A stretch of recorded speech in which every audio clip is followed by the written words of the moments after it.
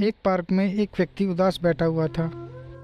तभी एक दूसरा व्यक्ति उसके पास आ जाता है और कहता है, अरे मित्र सुनील, तुम यहाँ। सुनील सामने वाले व्यक्ति को आश्चर्य से देख थोड़ा सा मुस्कुराता है। अरे पवन, तुम यहाँ इतने सालों बाद? पवन कहता है, हाँ मित्र, बहुत सालों बाद मुलाकात हो रही है। 1 माह पहले मैं दिल्ली में शिफ्ट हुआ हूँ। पहले मैं देहरादून में एक कंपनी में था। और सुनील, तुम बताओ, यहाँ इस तरह उदास क्यों बैठे हो? सुनील कहता है, क्या बताऊँ, एक प्राइवेट जॉब में था। बॉस से कुछ अनबन होने से उसने मुझे निकाल दिया और जॉब मिलना भी बहुत मुश्किल है। कई जगह इंटरव्यू देकर आया हूँ, कहीं सिलेक्ट नहीं हो पा रहा हूँ, इसलिए थका हुआ और परेशान हूँ। पवन कहता है, सुनील तुम परेशान मत हो, मैं अपने बॉस से बात करता हूँ, शायद हमारे यहाँ कोई वैकेंसी है। दोनों दोस्त बहुत दिनों बाद मिले थे, आपस में थोड़ी देर बात करते हैं और अपने अपने रास्ते चले जाते हैं। कुछ दिन बाद पवन सुनील को फ़ोन कर बताता है कि उसके बॉस ने उस बात कर ली है, वे कल से कंपनी ज्वाइन कर ले। यह सुन सुनील बहुत खुश हुआ और उस अपने दोस्त पवन को धन्यवाद दिया। दूसरे दिन सुनील कंपनी ज्वाइन कर लेता है। वो यह देखकर काफ़ी खुश होता है कि वर्तमान जॉब पहले वाली जॉब से काफ़ी बेहतर है।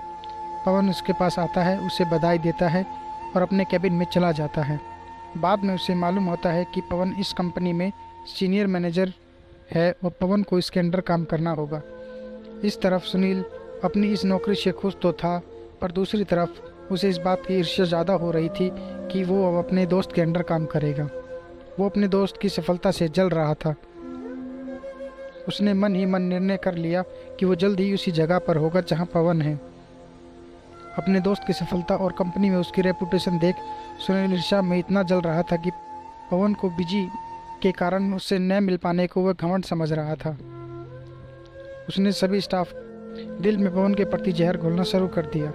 जब पवन किसी भी स्टाफ को सख्त होकर समझाता, उसके बाद सुनील उस स्टाफ को भड़काने पहुंच जाता।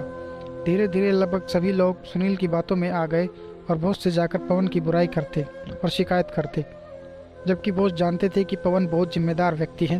पर सभी के द्वारा पवन के खिलाफ बोलने पर उन्होंने पवन को वार्निंग दी।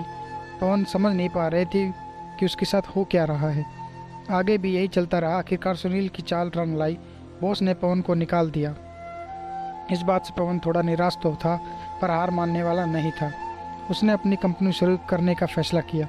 कड़ी मेहनत और अनुभव और पूरे विश्वास से और ईमानदारी से पवन ने एक अच्छी खासी कंपनी बना ली और कुछ सालों बाद वो कंपनी उस कंपनी की जहां वो काम करता था उससे भी बड़ी हो गई। पवन की सफल बिजनेसमैनों में गिने जाने लगा। उधर सुनील को उस नौकरी से भी निकाल दिया गया। उसे कोई छोटी मोटी नौकरी भी नहीं मिल पा रही थी। नौकरी की तलाश में वो पवन की कंपनी में पहुंच गया, जहां पवन ने उसे देख लिया और उसके कहने पर सुनील को नौकरी दे दी गई। सुनील को यह बिल्कुल भी नहीं मालूम था कि इस कंपनी का बॉस पवन है। कुछ दिनों बाद सुनील को बताया गया कि बॉस उससे मिलना चाहते हैं।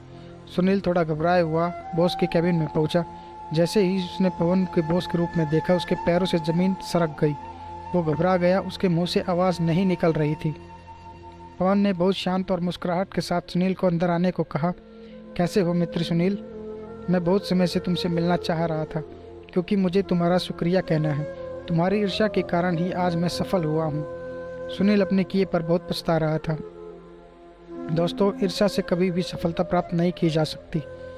जब भी हम किसी सफल व्यक्ति को देखें तो उससे प्रेरणा लें, मेहनत, ईमानदारी और विश्वास के साथ काम करें। जब जलन पैदा होती है तो हीन भावना पैदा होती है, और जब हीन भावना पैदा होती है तो सफलता कभी हासिल नहीं होती।